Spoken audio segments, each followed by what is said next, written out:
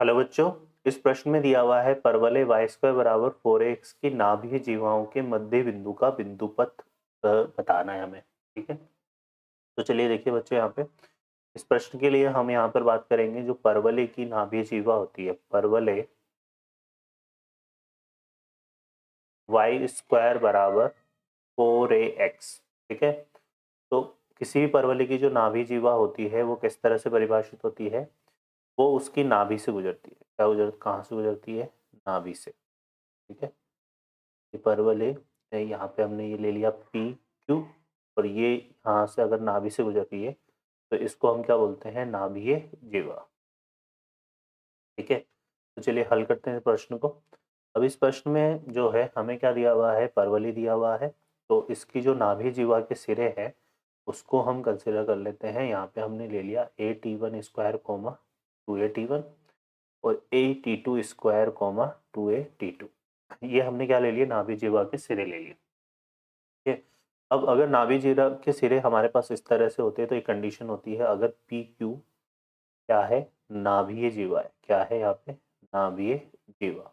तो इसके प्राचलों का गुणनफल T1 T2 बराबर क्या होता है? -1 के बराबर होता है।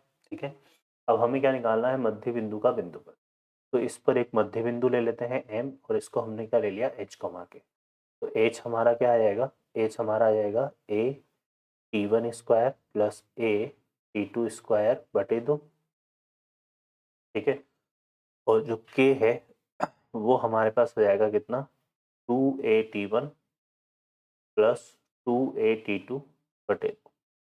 इसको हल करेंगे यहाँ से तो ये हमारे पास कितना आ रहा है? a/2 t1² प्लस t2², और ये जो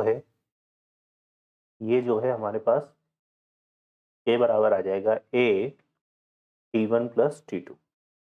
अब हम क्या करते हैं? इसमें दोनों तरफ वर्ग कर देते हैं। तो यहाँ से देखो k² बराबर कितना हो जाएगा बच्चों? a², क्या आ जाएगा? t1 प्लस t2 का होल स्क्वायर। तो हम ओपन करते हैं यहाँ से, तो यहाँ से देखो k² बराबर कितना हो गया? a², यहाँ से आएगा t1² प्लस t2² प्लस का 2 t1 t2।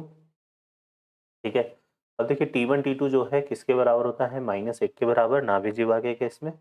और t1² प्लस t2² का मान अगर हम यहाँ से निकालें तो 2h/a बराबर क्या आ रहा है? t1² plus t2²। तो यहाँ पर ये मान हम यहाँ रख देंगे। तो यहाँ से देखो कितना हो गया? k² बराबर a², इसकी जगह तो क्या लिखेंगे हम? 2h/a।